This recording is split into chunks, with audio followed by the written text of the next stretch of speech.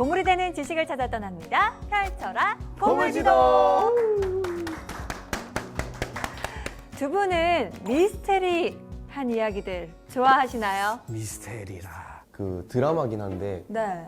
그 미제 사건 다루는 드라마들 있잖아요. 아. 이런 거 좀 좋아해요. 풀리지 않은 수수께끼가 네. 있는 그런 옛날에 사건들. 무전 치면서 하는 드라마 있잖아요. 그렇죠. 선배님? 그런 그걸 엄청 재밌게 봤어요. 경환 씨는요?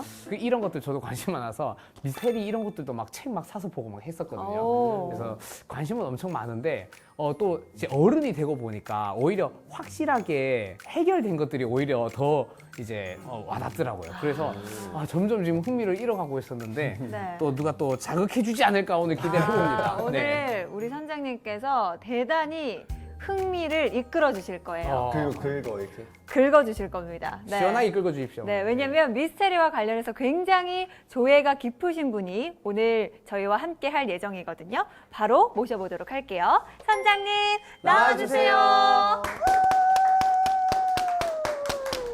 네, 반갑습니다.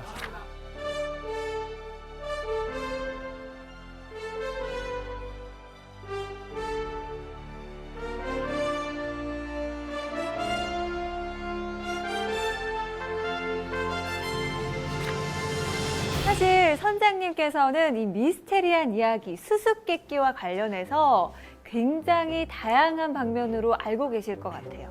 맞아요. 저는 모든 미스터리를 사랑합니다. 모든 미스터리를 그 중에서도 특히 관심이 있는 미스테리한 이야기들이 있나요? 아무래도 우리 인류의 문명에 관해서 지금까지 알려져 있는 상식적인 얘기보다 잘 안 알려져 있는 그런 부분들 저한테는 굉장히 관심이 많고요.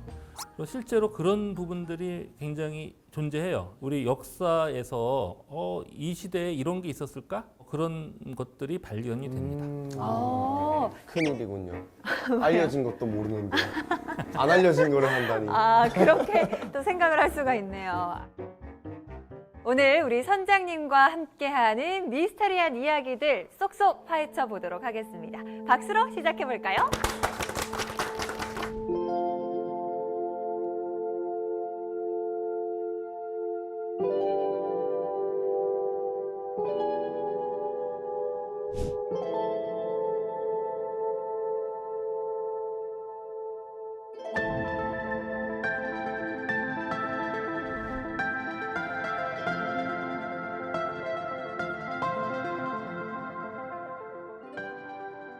여러분들은 고대 이집트의 문명에 대해서 어떤 것을 알고 계신지 궁금하네요. 피라미드 하면 피라미드 거기에 그 허락 없이 들어가서 발굴 작업을 하면 미이라가 깨어나서 저주를 해요. 그래서 아니면 도망 다녀야 돼요. 풍뎅이 공격을 네, 하고 맞아요. 헐리우드 영화를 너무 많이 보셨군요. 이모쌤!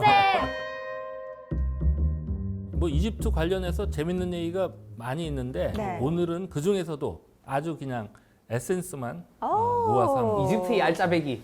이집트 문명에 대해서 되게 합리적으로 설명들을 하려고 하고 지금까지 해왔고 굉장히 그럴듯해요. 좀 그럴듯한데 제가 보기에는 좀 그건 아닌 것 같다. 이제 그런 얘기들. 자, 고대 이집트를 크게 두 시대로 나눠요. 선 왕조 시대하고 왕조 시대.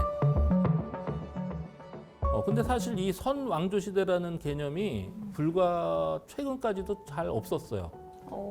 그러니까 우리가 역사 시대가 시작되면 역사 전에는 뭐 미개한 시대, 역사가 시작되면 그때부터 이제 문명화된 시대 이렇게 나누는 거잖아요. 자, 근데 고대 이집트는 그렇게 나눌 수가 좀 없다. 제가 보기엔. 자, 그래서 실제로 나눠놓고 이제 보면 선 왕조 시대가 있는데 이 시대는 대체로 기원전 한 3000년 전을 선 왕조 시대라고 부르고요. 대략 기원전 3000년 경부터 찬란한 이집트의 왕조 시대가 시작됐다. 이제 이렇게 보는 거죠. 그럼 우리가 좀 흔히 아는 피라미드 시대 이럴 때는 선왕조가 아니라 왕조 시대쯤 되나요? 근데 그게 상식이죠. 난 상식도 없는 놈이라서. 그런 말씀 좀 삼가 부탁드립니다. 근데 이제 좀 이따 이게 상식이 잘못됐다는 얘기를 제가 할 건데요. 그래서 일단은 이제 선왕조 시대라고 해서 이제 중요한 시대가 이제 나카타 문명이라고 왕조 시대가 시작되기 한 1000년 전부터의 어떤 그런 시대가 있어요. 그때부터 뭔가 이 기틀이 다져져서 왕조 시대가 짜잔 시작이 되고 그러고 나서 또 계속해서 발전하는 거죠. 왜냐하면 처음으로 체제가 정비됐으니까 하나하나 이제 더 틀이 잡혀서 이왕조 그리고 삼왕조에 도달하면서 찬란한 문명이 나타나요. 자, 그러다가 고대 이집트에서 최고 절정기가 바로 사왕조 시대. 사왕조 시대. 그때 삼왕조, 사왕조를 같이 묶어서 피라미드 시대라고 보통 부르죠. 그래서 어쨌든 초창기에 이제 이런 이제 역사 발전 단계가 있다는 것이 정설인데요. 제가 봤더니 이런 역사책은 다 엉터리더라.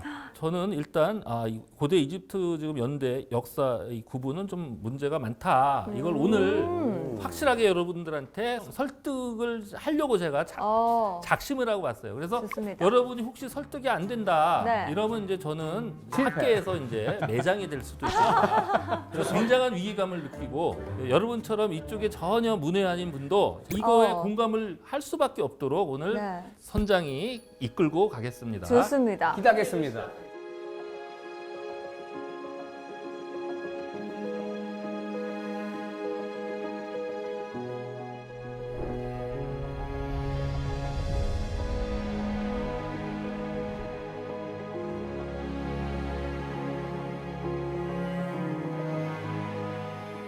자, 사전 지식이 하나 더 필요합니다. 문명이 시작되는 시기를 보통 이제 그 석기 시대를 벗어났다고 얘기를 해요. 청동기 시대 들어보셨죠? 네. 네. 그 다음에 이제 그 후에 철기 시대가 나오는데 그 청동기 시대 전에를 이제 약간 미개한 뉘앙스로 이제 석기 시대, 아주 미개했던 때가 구석기 시대. 그런데 얼마나 그 도구가 쓸 게 없었으면 그냥 돌만 계속 쓰고. 돌만 갖고 썼을까 이제 그런 생각이 드는데요. 돌도 돌 나름입니다. 돌이 굉장히 무른 돌이 있고요, 딱딱한 돌이 있어요. 보통 많이들 미개한 지역에서 많이 쓴 돌은 설화석고, 석회암, 전파남 이런 거예요. 약한 것들. 근데 좀 위로 올라가면은요, 강철보다 더 단단한 돌들이 있죠. 화성암. 현무암, 섬노감, 뭐 화강암, 뭐 이런 것들. 그러니까 어느 정도냐, 화강암, 강력암은요, 전 단단한 거는 이제 경도를 한 100으로 놓으면 오늘날 우리가 쓰는 탄소 공구강 그게 한 150에서 200 정도 돼요. 그러니까 그게 큰 차이가 안 난다는 거예요. 근데 지금 이 얘기를 왜 하느냐? 고대 이집트의 미스터리, 이 수수께끼 중에 하나가 바로 엄청나게 단단한 돌, 뭐 수정, 화강암 뭐 이런 것들을 정교하게 깎아서 그릇을 만들었어요. 항아리도 만들고 꽃병도 만들고 접시도 만들고. 근데 그 만들어 놓은 거를 너무너무 잘 만들어서 현대적인 공구를 사용해서 만들었다고 누가 거짓말을 해도 믿을 수밖에 없을 정도로 너무너무 잘 만들었다. 이런 얘기를 하려고 합니다.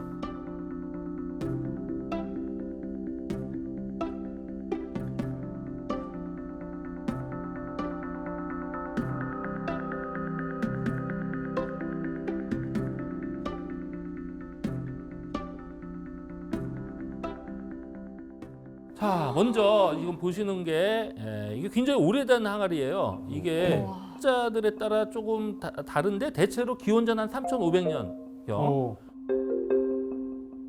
그러니까 저 왕조 시대가 시작되기 한 500년 전쯤에 만들어졌다라고 이제 얘기를 하는데요.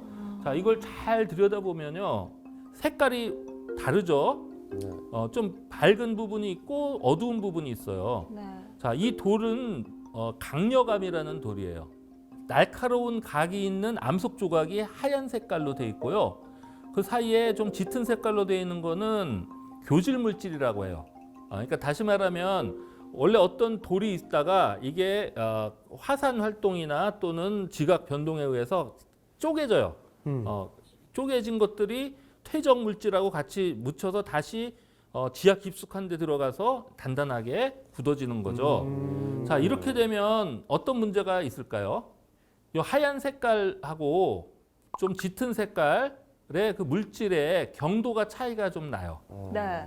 자, 그러면 이게 그 기원전 3,500년경에 만들어졌다고 이제 가정을 하면 그때는 이걸 만들 때 다듬을 수 있는 도구라는 게 변변치 않았어요. 이때는 청동기 시대가 일단 아니라고들 봐요. 그래서 그냥 돌이나 수공예로 이걸 만들었다 이렇게 주장을 하는 거예요. 그러니까 이게 석기 시대 때 만들어진 거라는 그렇죠, 거잖아요. 자, 수공업으로 이걸 만들어야 되는데 지금 잘 보시면 이게 굉장히 표면이 매끈하게 돼 있어요.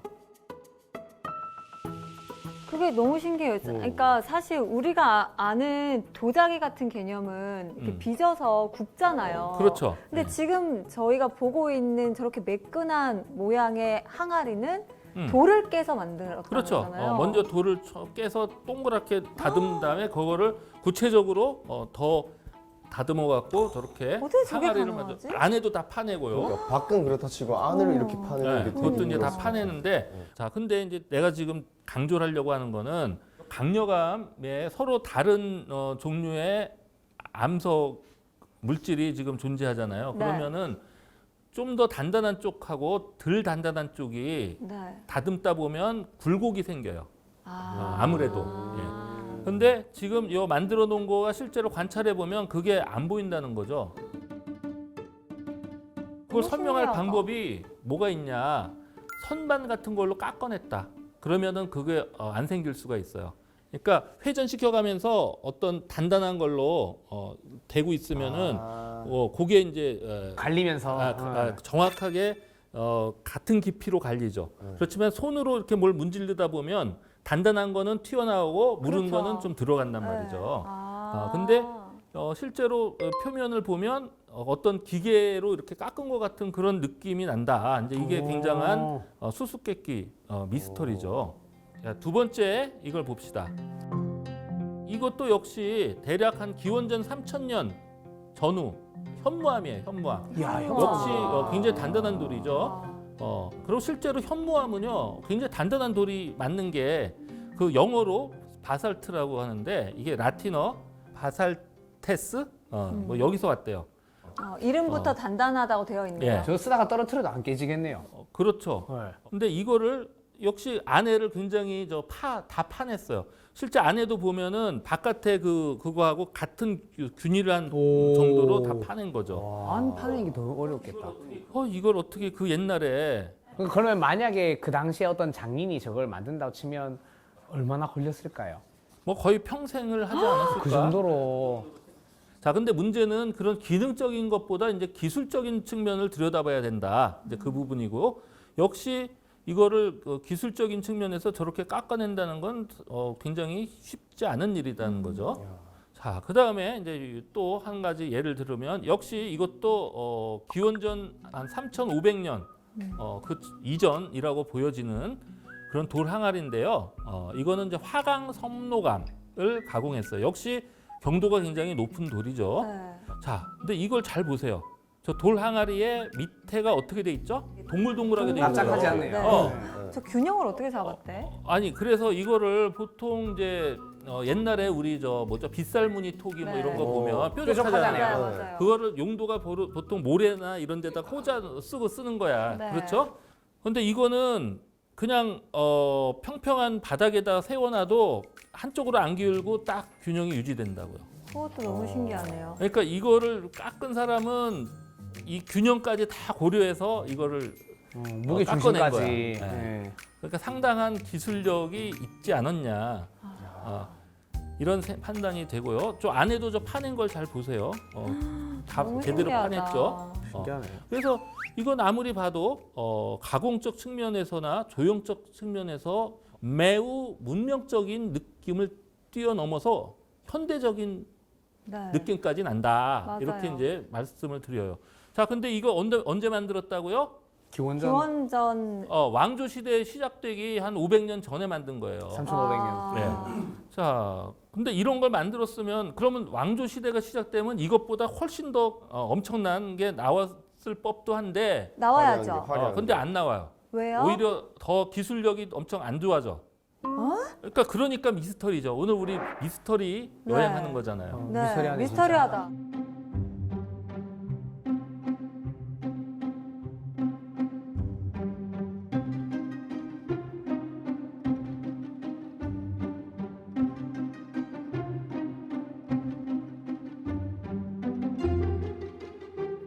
예. 자, 이제 이거 볼까요? 이거는 일단 생긴 모양도 좀 뭔가 찌그러져 보이죠? 이것도 이거는 너무 예쁜데? 설화석고라고 어. 굉장히 가공하기가 좋은 돌인데, 예.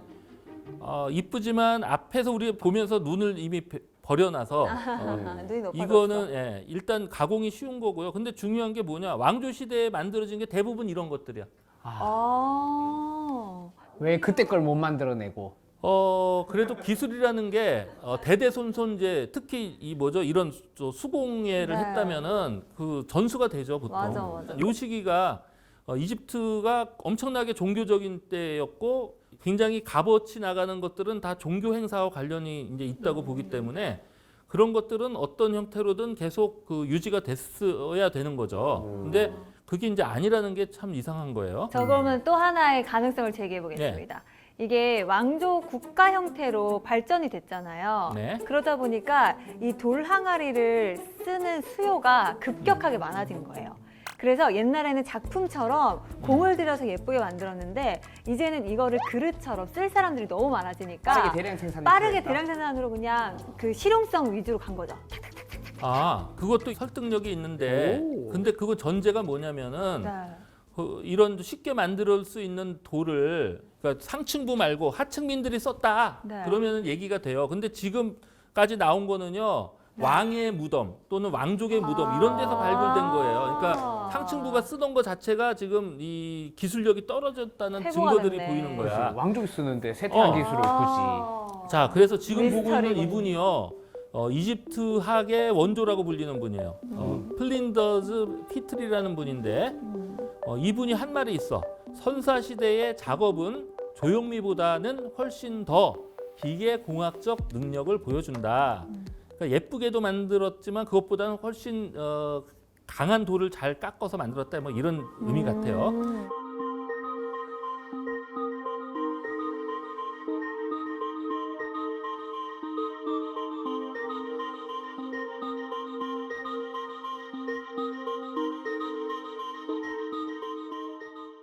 가장 단단한 돌들을 가공한 기술은 기가 막힌다.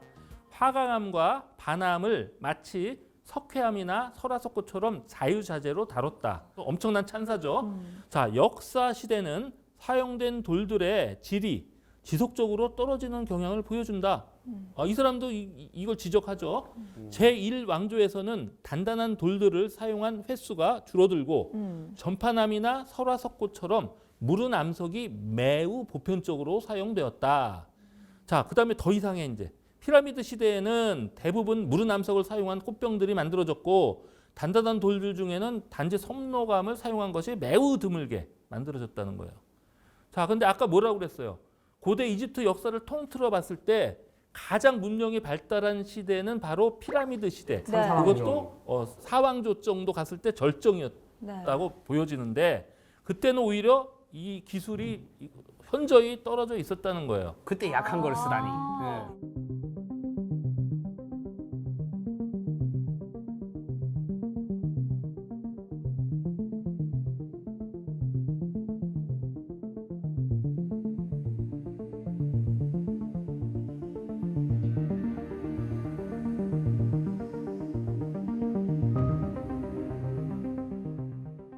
피라미드 중에서도 가장 인구에 회자되는 여기에 대해서 얘기를 많이 하죠. 기자 대 피라미드. 기자 아, 피라미드. 기자 피라미드.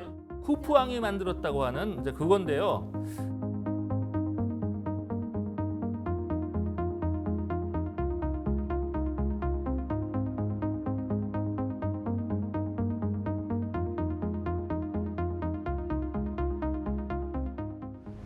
자, 이거 일단 규모에서 압도를 하죠. 250여만 개의 석재가 사용됐어요. 그리고 총 중량이 한 600만 톤. 그래서 인류 역사상 최고 기념비죠. 이 정도의 건축물은 찾기가 힘들어요. 자, 근데 중요한 거는요. 이 규모의 문제도 문제지만 더 중요한 거는 바로 정밀도야. 현대의 건축과 비교해도 못하지 않은 정도의 정밀도로 지어졌다라는 것이 이거를 실제로 측량했던 사람들이 이구동성으로 지적하는 바예요. 그럼 얼마나 그게 정밀하길래 그렇게 얘기가 나오느냐 한번 볼까요?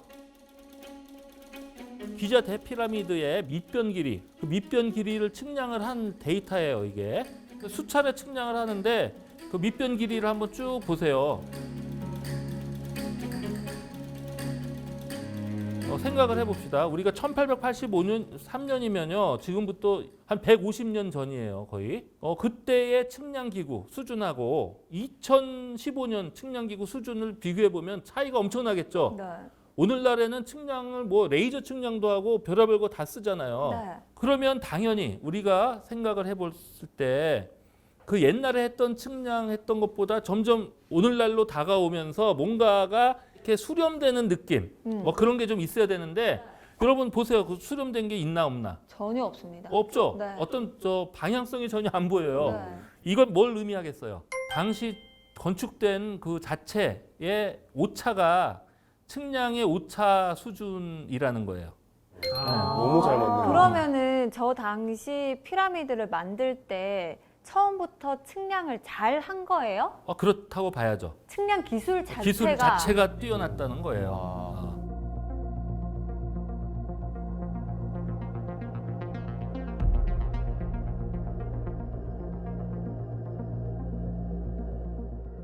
자, 그리고 중요한 게 잘 보세요. 이게 시계 반대 방향으로 대략 한 2분에서 3분 정도 틀어져 있다는 사실이 발견이 됩니다. 살짝 이렇게 틀어져 있단 살짝 말인가요? 틀어져 있어요.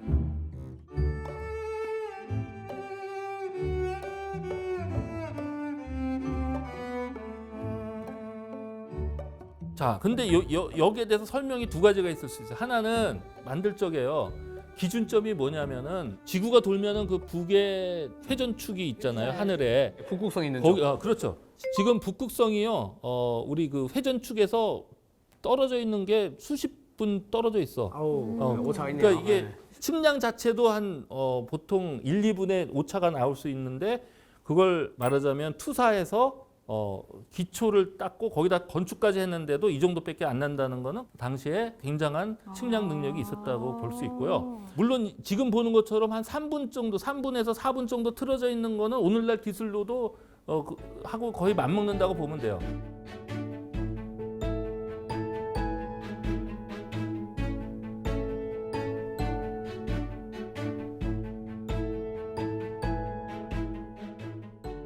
근데 더 재밌는 거는 요 정도 이제 일관되게 틀어진 걸 갖고 이제 어떻게 해석하는 분들이 있냐? 1973년에 교수 두 분이 사이언스 거기다가 어떤 가설을 내세우냐?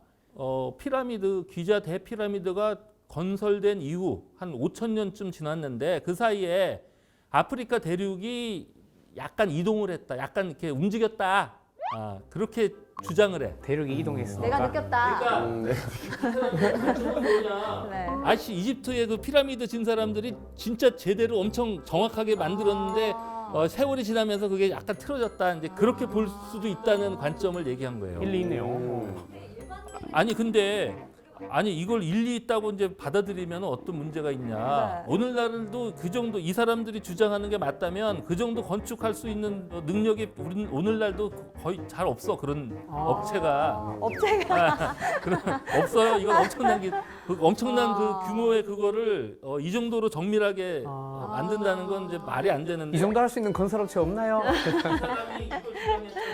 우리가 지금까지 알아본 건 기자 대피라미드가 엄청난 규모인 것도 굉장한 거지만 또 중요한 게 그 정밀도가 이게 현대 건축에 맞먹는 정도의 정밀도로 만들어졌다. 이제 이게 이제 지금까지 강조를 한 건데 네. 그래서 이걸 놓고 이제 사람들이 막 되게 여러 가지 생각을 할 거 아니에요. 근데 에드워즈라는 분이 있어요. 이제 누구냐? 바로 그 유명한 대형 박물관. 여러분 대형 박물관 가보셨어요? 브리티시 뮤지엄.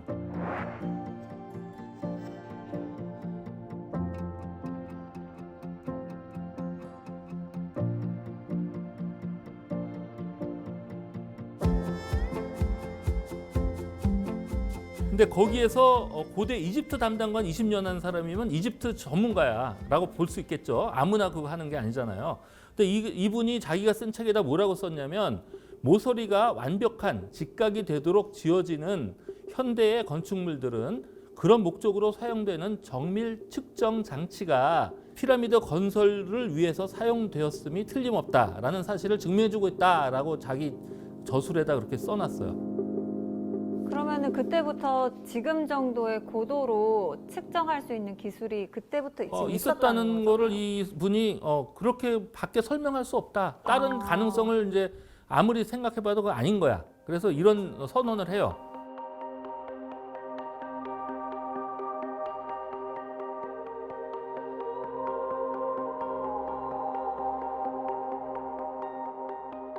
자, 그럼 현대적인 정밀 측정 장치의 대표적인 게 두 가지가 있어. 하나, 초정밀자. 온도에 따라서 수축하고 팽창이 거의 일어나지 않는 아주 안정적인 그런 자. 네. 왜냐하면 기자고원이요 사막지대잖아요. 뭐 그 당시 밤낮에 기온차가 심하고 여름은 엄청 더워 뜨거워 겨울에는 또 좀 온난해요. 그때 따라서 이 자가 늘어났다 줄어들었다 막 해요. 자가 엄청나게 좋아야 돼. 그런 수축 팽창이 잘 안 일어나는. 두 번째 망원경이 있으면 굉장히 정밀한 건축을 할 수가 있겠죠. 실제로 오늘날 그 건축할 때 망원경 써요. 그냥 두 가지만 놓고 보자고요.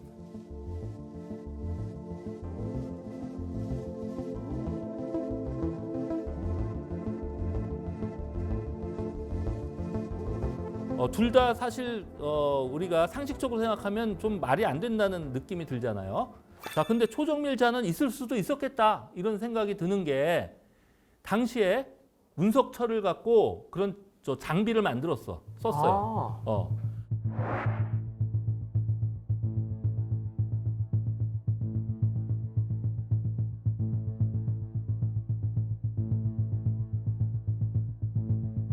근데 운석철이 보면 가장 철 말고 많이 들어있는 원소가 니켈이야, 니켈. 자, 근데 오늘날 가장 안정적인 측량 도구로 쓰이는 금속이 있어. 합금이에요. 그게 뭐냐? 철하고 니켈이 조성비가 65.4 대 34.6으로 돼 있는 합금이 굉장히 안정적인 물질이에요. 그래서 수축 팽창이 잘 안 일어나. 자, 그래서 초정밀 측량자로 쓰여. 실제로. 지금도 그렇게 쓰인다. 그럼 그때도 그렇게 썼다는 건가?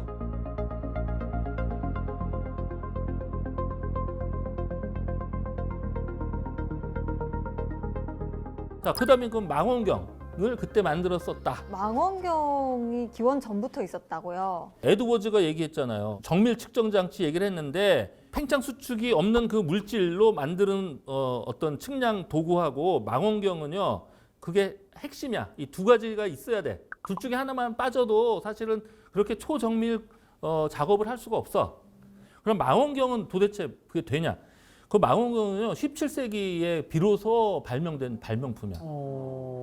근데 사실 초정밀자 망원경도 추측이잖아요. 그러니까 이 정도의 건축물을 만들기 위해서는 최소한 이 두 개가 있었기 때문에 가능했을 것이다. 그렇죠. 추측. 추측인 거죠. 증거는 없어요. 근데 이제 그런 추측이라도 할 수 있어야 이제 이분이 얘기하는 게 그 어느 정도 뭐 말이 좀 된다 하는데 현재로서는 일단 말이 좀 안 되죠. 그러니까 운석을 우연히 발견해서 그건 나왔을 것 같아. 한 축은 가능해. 나머지 하나 망원경. 이건 생각해봐도 조금 그렇잖아요. 근데 이제 앞으로 계속 우리가 이제 항해를 하다 보면 망원경도 썼을 수도 있겠다. 이제 그렇게 설득 작업이 들어갑니다. 작업이 들어오는 거야. 설득시켜주세요.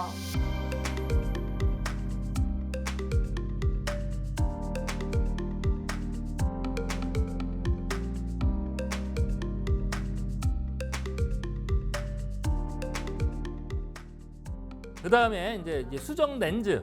자, 요거를 왜 지금 할까요? 바로 아까 망원경 얘기하고 연관을 좀 시켜볼까? 자, 지금 여기 보면 자세히 들여다보면요. 어떤 사람이 서 있어요. 서 있고 또 서 있는 게 또 하나 있죠. 다른 것도 서 있는데. 서 있네요. 다른 것도. 좀 약간 망측하네요. 네. 그래서 지금 저 장면은 정확히 말하면 오시리스라는 신에서 호루스가 정자 상태로 튀어나오는 그 장면이에요. 근데 그 앞에 잘 보세요. 뭐가 있죠? 이건 이제 제가 주장하는 게 아닙니다. 몰타 대학교의 의대, 다른 데도 아니고 의과대학에 찰스 사보나 벤투라라는 교수님이 계셔. 근데 이분은 산부인과 교수님이세요. 이분이 뭐라고 얘기하냐? 자, 이제 여기 지금 이 신상에 그 발기된 남근 앞에 묘사된 것이 정자라고 주장을 합니다. 콩나물처럼 보이는 거. 네, 저게 정자라고 이분이 논문에 그렇게 썼어. 인간의 정자 평균 머리 부분 길이가 5마이크로미터예요. 그다음 폭은 3마이크로야. 그다음에 꼬리 길이는 50마이크로. 이게 인간의 정자고요. 그다음에 황소의 정자는요 좀 커. 머리가 9마이크로, 폭이 5마이크로, 꼬리는 56마이크로 정도 된다고 합니다. 대략 2배 정도. 예. 자, 근데 이 신이 사실 그 황소신이라고 불려요. 자, 그래서 실제로 관찰한 게 황소일 가능성이 있어요. 황소의 정자. 자, 근데 지금 보면요, 이게 엄청 그 작은 거죠. 일단 맨눈으로는 절대 볼 수가 없어. 자, 그다음에 확대경으로 봐야 되는데 대체로 황소의 정자를 보려면 겨우 뭔가가 있다라는 걸 느낄 수 있는 게 50배에서 어느 정도 형태를 정확히 보려면 한 200배 정도는 좀 돼야 되지 않겠냐라는 거예요. 자, 근데 이 정도의 확대를 할 수 있는 현미경이나 확대해서 볼 수 있는 이제 그런 게 필요한데 아마 신왕조 시대쯤일 텐데 그렇더라도 지금부터 거의 한 3,000년 전이잖아요. 그 시대에 이게 있었겠냐? 이제 이게 의문인 거야. 근데 이제 그런 기술이 있었다는 걸 지금부터 이제 하나 둘 설명을 할 겁니다. 이게 기원전 한 2,500년경에 만들어졌다 이렇게 주장하는 인물상이에요. 눈을 잘 보면 저게 되게 리얼하지 않아요? 굉장히 뭔가 리얼합니다. 실감 나잖아요. 네. 그리고 이게 뭘로 만들었냐? 수정을 깎아서 만들었어요. 자, 그럼 일단 이 수정을 깎았는데 투명도가 너무 좋죠. 네. 오늘날 렌즈 수준이야. 옛날에 이 정도로 만들 수 있는 연마제가 뭔지 상상하기가 힘들어. 보통 기술로는 갈더라도 표면을 매끄럽게 하기가 어렵잖아요. 근데 이제 일단 갈았다는 거 중요한데 더 중요한 게 뭐냐? 이게 다중 초점 렌즈래. 네? 제 안경이 다중 초점 렌즈예요. 그게 저 때도 있었다고요? 예. 그러니까 이게 에이. 렌즈에 그냥 동그랗게 깎은 게 아니라 조금 그게 달라. 각도마다. 말하자면, 그런 거를 이제 조정을 했어. 그래서 실제로 가서 이제 이거를 보면 걸어가면서 이 눈을 보면요, 눈이 나를 쫓아와. 그런 효과를 낸 거예요. 아.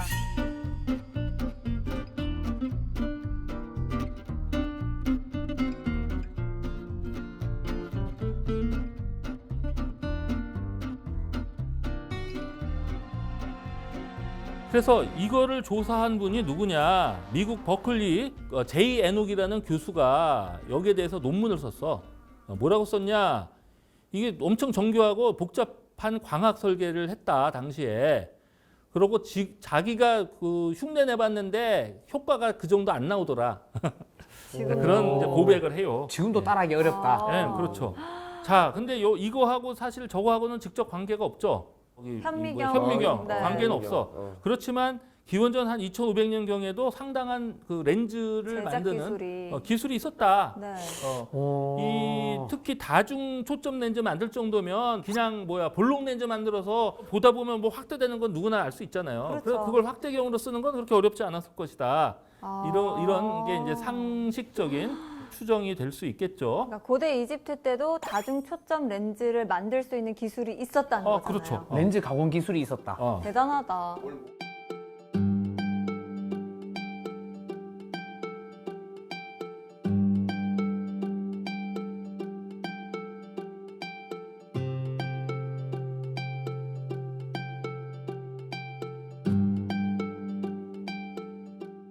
자, 이제 본론입니다. 여기 지금 그림 나오죠. 네. 보니까 항아리를 짊어지고 지팡이를 짚고 쭉 일행이 쭉 걸어가는 게 보이잖아요. 네. 자, 그 위에 보세요. 여기에 1mm 안에 저런 그림이 그려져 있는 거야. 놀랍죠? 확대경이 있어야 가능하네. 확대경이 있어야. 우연히 이게 발견됐어. 이게 기원전 3,300년경에 한 무덤을 이제 파다가 상아로 만든 칼 손잡이를 발견을 해요. 자, 근데 그 손잡이에 보니까 뭔가 홈이 좀 파여 있는 것 같아. 자, 그걸 확대경으로 들여다보니까 이 그림이 나온 거야. 와우. 야. 자, 그러면 우리가 합리적으로 생각해봐요. 확대경을 사용해서 그렸었겠죠. 네. 다른 방법이 있을까? 아, 있죠. 어떻게? 몸 자체가 작아지는 거죠. 작아져서? 네. 아주 무슨 그냥 개뼈다귀를 미스터리한 발상이십니다. 자, 그래서 이제 이게 사이즈가 대강 보면 배율이 한 100배 정도 확대경을 써서 만들 수 있겠다 보는 거예요. 와. 와, 신기하다. 자, 그렇게 따지면 아까 그 정자 관찰도 가능했었겠다. 이게 가능하다면 그것도 가능하실 수 있다. 그렇게 저기 설득이 되십니까? 좀 됩니다. 예. 예. 아이고 성공했습니다. 아까 되게 우려했는데 네. 우리 자 그러면 이 정도 렌즈를 만들 수 있는 기술이 된다면은 망원경도 그렇게 어렵지는 않았겠죠. 어떤 형태로든. 쉽지. 왜냐하면 그게 이제 두 가지 렌즈를 갖고 이제 맞아. 하는 거라 약간 더 진보된 기술이 필요하긴 하지만 자 그래서 이제 그런 게 건축이 가능하지 않았겠냐.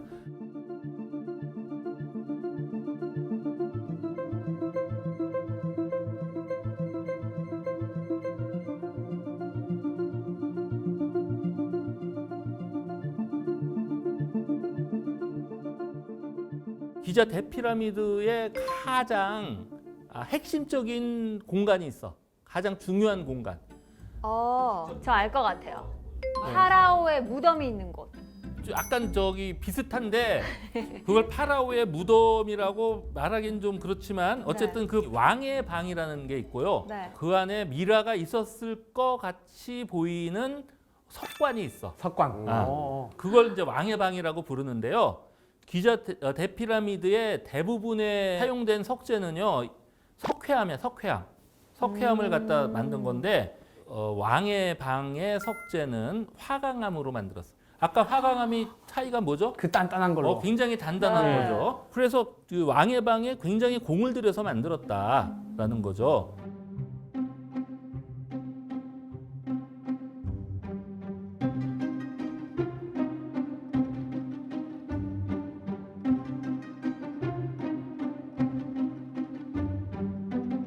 최근에 와서 뭘 했냐? 방사성 동위원소라는 방법을 네. 써서 연대 측정을 해. 자, 근데 우리 돌, 석회암이나 화강암은요. 연대 측정이 불가능해 그 자체로. 그 왜요? 기법이 없어요. 연대 측정할 수 있는 방법이 없어. 근데 오직 오늘날 고고학에서 쓸 수 있는 유물의 연대 판정하는데 가장 보편적으로 사용하는 게 바로 탄소 동위원소법이라는 거야. 네. 근데 그거는 어디에서만 가능하냐? 유기물에서만 가능해요. 그럼 기자 대피라미드가 돌덩어리를 쌓아 올렸는데 거기 유기물이 어디 있을까? 돌과 돌 사이에 접착력을 높이려고 모르타르를 썼어요. 그 모르타르에 지푸라기와 풀을 태워서 저 초목을 태운 그 재를 썼어. 그걸 갖다 채취해서 그 연대를 측정했어요.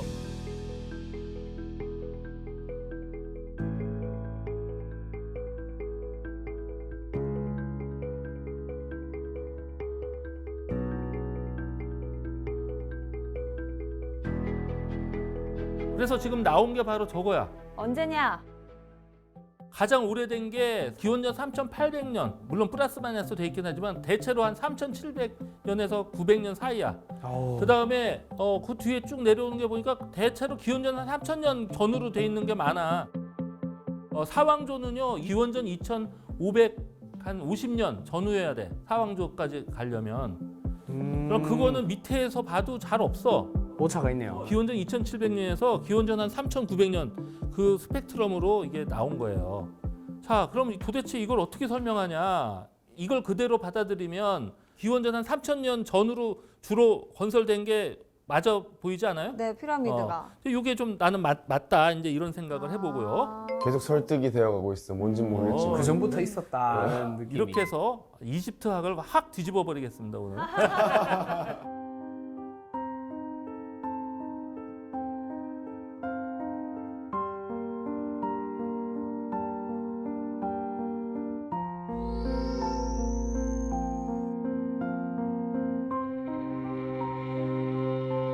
자, 이제 마지막으로 지금부터 5,000년 전쯤에서 뭔가 엄청난 과학 기술이 좀 있었겠다라는 느낌이 이제 좀 확 오죠. 네. 예. 근데 마지막 여기서 우리가 확실히 못을 받겠습니다. 자, 여러분 혹시 그 에라토스테네스라고 들어보셨나요? 아리스토텔레스 말고요. 아리스토텔레스보다 후대 사람이고요. 그래서 이 사람이 되게 다방면의 학문적인 업적을 내요. 에라토스테네스의 업적 중에 가장 위대한 업적이 뭐냐면 바로 지구 둘레 길이를 잰 거가 가장 교과서에 있는 거죠. 4만 에라토스테네스. 킬로. 그렇죠.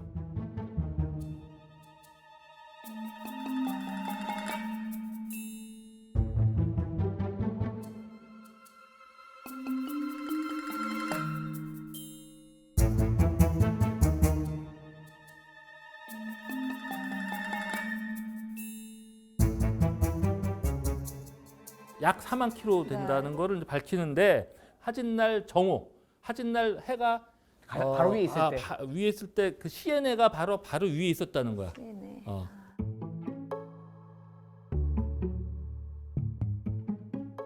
자, 그 다음에 알렉산드리아에서는 해가 각도가 7.2도 정도.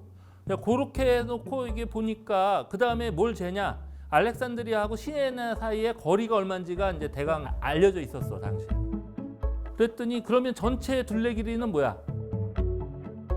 알렉산드리아하고 시에네 사이의 거리의 50배를 곱하면 되겠죠. 360도 나오게. 그렇죠. 아. 360도 7.2도로 나누면 50 아니야. 좀 재밌는 게 이 사람이 알렉산드리아하고 시에네 사이의 거리를 5,000 스타디아라고 얘기해요. 그 몇 킬로미터예요? 그게 부정확해. 아직 아무도 몰라. 그리스 시대에 스타디아 단위가 여러 개 그 있었고요. 측량 단위가 아직 정립이 안 돼 있는 거군요. 여러 개의 스타디아가 있었어. 그래서 어쨌든 간에 지구 둘레 길이를 25만 스타디아로 처음에 계산을 해. 그래 놓고는 슬그머니 2,000 스타디아를 보태요. 그래서 25만 2,000 스타디아라고 선언, 그렇게 얘기가 돼. 궁금한 게 있습니다. 그렇게 구한 그때 당시 기원 전에 그렇게 구한 예. 길이와 현재 기술로 잰 길이가 비슷한가요? 아까 스타디아가 정확히 얼마인지 모른다고 했기 때문에 네. 정확히 비슷한지 얼마나 아닌지를 비슷한지 모르잖아요. 알 수 네. 없는 거죠. 자, 근데 이제 비슷하다는 결과가 나오는데 네. 자, 당시 고대 그리스에서 사용했던 스타디아는요. 176m에서 210m까지 여러 가지가 있었어. 근데 에라토스테네스가 사용한 단위가 이게 아니야.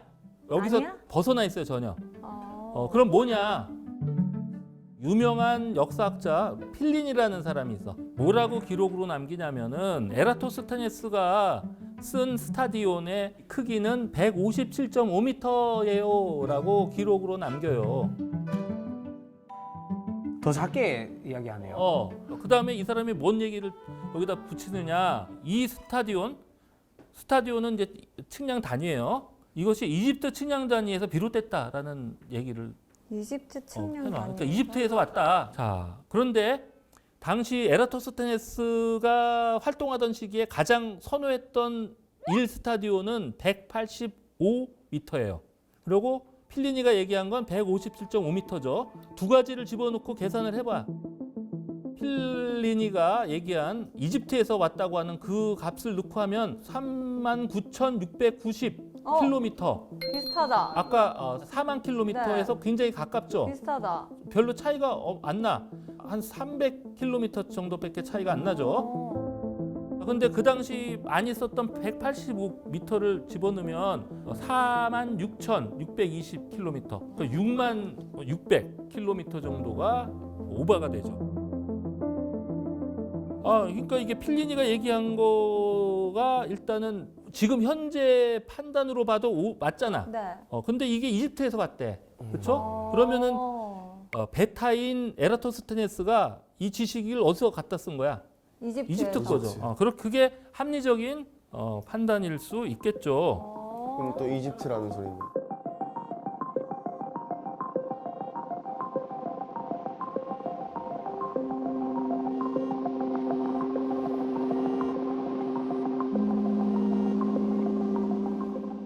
그러면 다시 말하면 모든 방향이 이미 이집트의 과학 기술이 왕조 시작하기 몇백 년 전부터 발전돼 신기하다. 있었다. 아까 렌즈도 보니까 그게 발견된 상하 그게 330년 기원전 3,300년 무덤에서 네. 발견됐잖아요. 고대 이집트 그럼 그 때는 묻힌 다- 때가 기원전 3,300년이고 어. 그 실제 제작된 건 그것보다 뭐 몇백 년 앞일 수도 있는 거죠. 아. 그다음에 아까 피라미드 와. 실제로 가장 그 건설이 많이 이루어졌던 게 이른바 통일기라고 하는 기원전 3,000년 전후에 굉장히 빠른 속도로 그때 지어졌고 그때도 기술력이 있으니까 시작했겠죠. 자, 그래서 모든 거는 이 우리가 미개했던 시대라고 생각하는 선왕조 시대가 오히려 왕조 시대보다 더 발달된 과학 기술이 있었을 가능성이 높다라는 방향을 가리키고 있다라는 겁니다.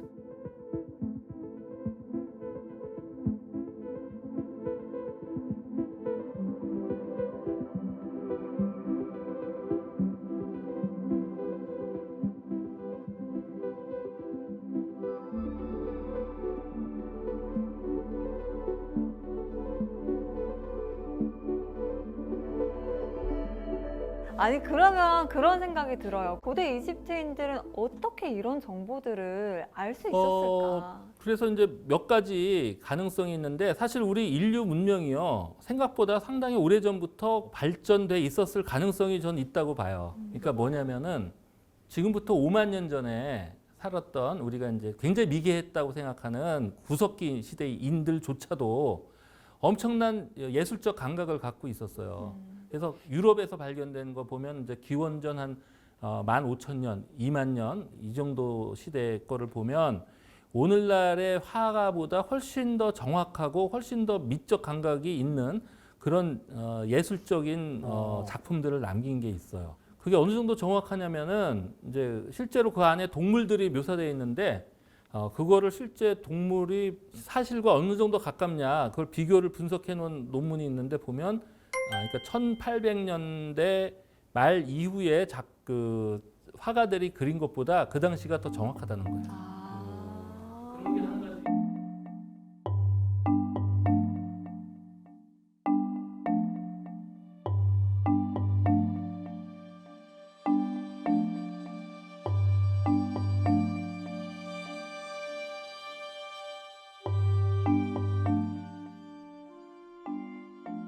마지막 질문으로 사실 쏙 빠져들어서 들었거든요. 우리 선장님 앞으로 어떤 분야의 미스터리한 이야기를 또 연구하고 싶으실까 궁금해집니다. 그때도 들으려고요. 제가 이런저런 이제 책을 쓰고 연구를 하는데 또 이것도 굉장한 미스터리이기 때문에 함부로 네. 얘기할 수가 하기가 좀 꺼려지지만 아메리카 대륙 발견하고 그러니까 지리상의 발견 시대 그 시대에 그 전에 없던 새로운 지도들이 막 등장을 해요. 근데 그 지도들이 너무 잘 그려져 있는 거야. 위도와 경도 측정을 정확히 해서 그린 지도라는 거예요. 근데 그 시대에 그게 나왔다는 거는 말이 안 돼요. 그러니까 위도는 어느 정도 측정을 정확히 할 수 있었는데 경도 측정은 사실 정확한 항해용 시계가 발명된 1700년대, 1800년대 접어들어서는 이제 가능해졌는데 그것보다 한 200여 년 전에 그런 지도 존재한다는 거예요. 같아요. 좀 신기하네요. 우리가 이제 네. 항해를 하는 내가 선장이잖아요. 네. 그래서 그런 거는 항해용으로 지도는 되게 중요하거든요. 그래서 그런 거 언제 같이 또 한번 미스터리를 탐구해 보면 재밌을 것 같습니다. 또 미스터리에 대한 궁금증이 좀 풀리시면 또 와서 설명해 주십시오. 예, 알겠습니다. 네.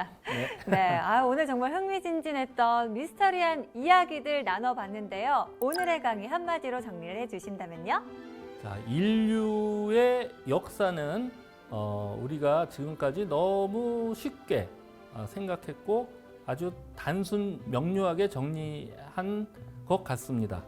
그렇지만 생각보다 우리의 과거는 그렇게 단순하지도 않고 훨씬 더 많은 이야기가 있는 것 같습니다.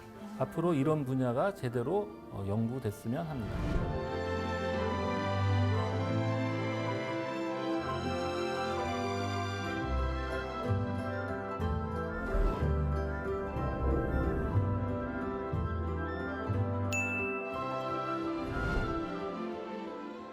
두 분도 오늘 좀 인상 깊게 들었을 것 같아요. 어땠어요? 아까 저도 처음에 말했듯이 네. 뭐 모르고 시작했는데 설득이 됐거든요. 네, 그냥 설득 뭐 다 당했잖아요, 어, 우리. 선생님이 말씀하신 대로 뭐 렌즈, 만원경 뭐 이런 거 전부 다 그때 만들어졌을 것 같다라는 설득이 다 돼버려가지고 좀 재밌었습니다. 저는.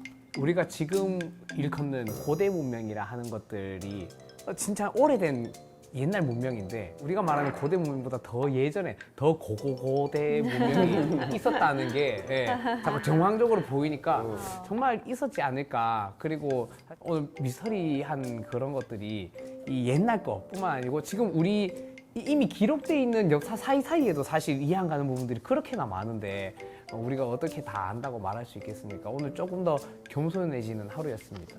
네, 오늘 이야기를 들으면서요. 우리가 아는 고대의 미스터리는 사실 지금 우리가 대일고도화된 지식과 기술을 향유하고 있는 인류다라는 우리의 편견 그리고 오만에서 비롯된 건 아닐까라는 생각이 들었습니다. 반성. 네, 반성하면서 오늘의 지식항해도 여기서 마무리해보고요. 다음 주에도 우리 떠나봐야죠. 외치면서 마무리해보겠습니다. 다음 주에도 찾아라 오물지도!